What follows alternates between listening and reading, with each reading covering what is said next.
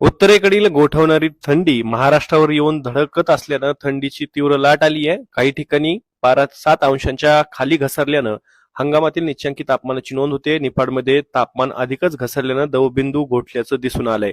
आज म्हणजे 19 नोव्हेंबर रोजी उत्तर महाराष्ट्रात थंडीच्या लाटेचा इशारा असून उर्वरित राज्यात गारठा कायम राहण्याचा अंदाज हवामानशास्त्र विभागानं वर्तवलेला आहे.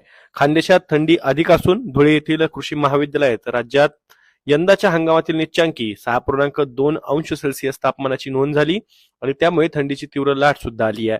जेऊर आणि परभणी येथील वसंतराव नाईक मराठवाडा कृषी विद्यापीठामध्ये 7 अंश तापमानाची नोंद झाली आहे. जळगावमध्ये 7.1 अंश सेल्सिअस, निफाड येथील गहू संशोधन केंद्रात 8.3 अंश आणि अहिल्यानगर येथे 8.4 अंश सेल्सिअस तापमानाची नोंद झाल्यानं तीव्र लाट आली आहे. पुणे, महाबळेश्वर, मालेगाव, नाशिक, भंडारा, गोंदिया, वाशिम, यवतमाळ येथे पारा 10 अंशांच्या खाली